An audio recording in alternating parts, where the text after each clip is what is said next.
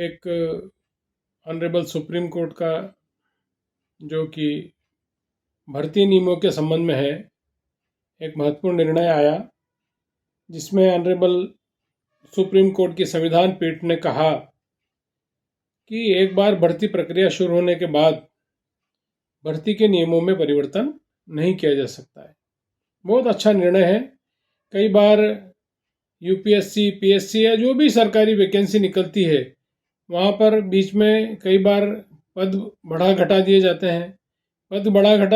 हैं। इसके अलावा नियमों में परिवर्तन कर दिया जाता है, साक्षात्कार के अंकों में परिवर्तन कर दिया जाता है या और कोई नई शर्त उसमें जोड़ दी जाती है, जिस पर अब सुप्रीम कोर्ट ने विराम लगा दिया। सुप्रीम कोर्ट की संविधान पीठ ने कहा कि पदों के लिए चयन प्रक्रिया शुरू होने के बाद बीच में नियमों को नहीं बदला जा सकता जब तक कि संबंधित नियम स्पष्ट रूप से इसकी अनुमति न दें। यदि ऐसा कोई पहले से अनुमति वाला कोई क्लास है तब तक उसको नहीं बदला जा सकता। भारत के तत्कालीन मुख्य न्यायाधीश DY चंद्रचूड़, न्यायमूर्ति हृषिकेश राय, न्यायमूर्ति नरसिंहन, न्यायमूर्ति पंकज मित्तल, न्यायमूर्ति मनोज मिश्रा की जो संविधान पीठ थी, उन्होंने इस पर सुनवाई 18 जुलाई 2023 को पूरी कर ली थी, पर उसका निर्णय हाल ही में आया। पूरा जो निर्णय है ऑनरेबल जस्टिस मिश्रा साहब ने इसमें लिखा। ऑनरेबल जस्टिस मिश्रा साहब ने जो संविधान पीठ की तरफ से जो निर्णय लिखा, उन्होंने स्पष्ट रूप से ये कहा कि भर्ती प्रक्रिया आवेदन आमंत्रित करने और रिक्तियों को भरने के लिए जारी विज्ञापन से शुरू होती है। तो यहाँ पर ऑनरेबल सुप्रीम कोर्ट ने विज्ञापन में जो शर्तें थी उन्हीं शर्तों को कंटिन्यू करने की बात कही, बीच में परिवर्तन न करें। भर्ती प्रक्रिया के प्रारंभ में अधिसूचित चयन सूची में रखे जाने के लिए पात्रता मापदंड को भर्ती प्रक्रिया के बीच में तब तक नहीं बदला जा सकता जब तक कि विद्यमान नियम इसकी अनुमति न दे। ऐसा परिवर्तन मौजूदा नियमों व विज्ञापन के अंतर्गत स्वीकार्य है तो परिवर्तन को संविधान के अनुच्छेद 14 की आवश्यकता को पूरा करना होगा। गैर मनमानी की कसौटी पर खरा उतरना होगा।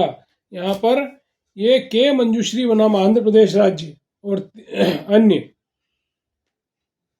में लिया गया निर्णय अच्छे कानून का प्रावधान करता है और सुभाष चंद्र मरवा वाले मामले को के विपरीत नहीं है। तो वैधानिक बल वाले मौजूद प्रक्रिया और पात्रता दोनों के संदर्भ में भर्ती नियमों पर बाध्यकारी है। जहाँ नियम मौजूद नहीं है, मौन है, वहाँ प्रशासनिक निर्देश अंतराल को भर सकते हैं। तो ये जो बात ऑनरेबल सुप्रीम कोर्ट ने कही, इसमें उन्होंने चयन सूची में स्थान दिए जाने से नियुक्ति कोई अपरिहार्य अधिकार नहीं मिल जाता है, लेकिन राज्य उसके साधन सद्भावनापूर्ण कारणों से रिक्तियों को न भरने का विकल्प चुन सकते हैं। हालांकि यदि रिक्तियां मौजूद है तो राज्य या उसके साधन चयन सूची में विचाराधीन क्षेत्र के भीतर किसी व्यक्ति को मनमाने ढंग से नियुक्ति से इनकार नहीं कर सकते हैं। तो ये बहुत महत्वपूर्ण निर्णय है। फैसले में कहा गया है कि नियुक्ति प्राधिकारी विपरीत नियमों के अभाव में किसी पद के लिए उपयुक्त उम्मीदवार के चयन के लिए एक प्रक्रिया तैयार कर सकता है।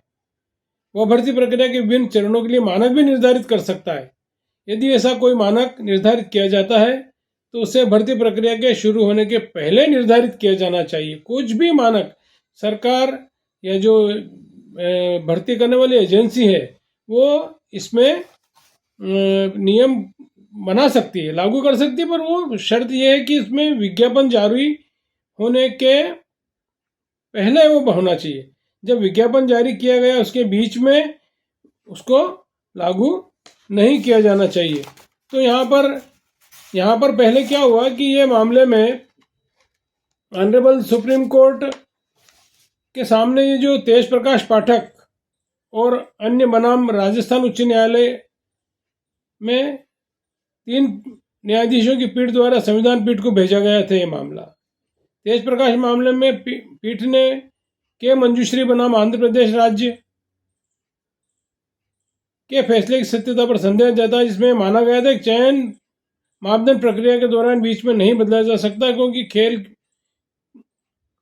में नियम जैसे बदलते हैं, बीच में बदलते हैं, वैसे इसमें नहीं बदले जा सकते। मंजूश्री के मामले में साक्षात्कार के अंकों के लिए बाद में शुरू किए गए कट ऑफ को अमान्य कर दिया गया था, जो मूल रूप से अधिसूचना में निर्धारित नहीं था। तो इसमें के मंजूश्री के मामले को भी डिस्कस किया। तेज प्रकाश पाठक का ये मामला है, तो इसका पूरा मैं विवरण आपको डिस्क्रिप्शन बॉक्स में दूंगा। तो ऑनरेबल सुप्रीम कोर्ट ने ये बड़ा इम्पोर्टेंट जजमेंट दिया। इस जजमेंट में उन्होंने ये स्पष्ट कर दिया कि भर्ती प्रक्रिया शुरू होने के बाद नियमों में कोई बदलाव नहीं किया जा सकता है। नमस्कार।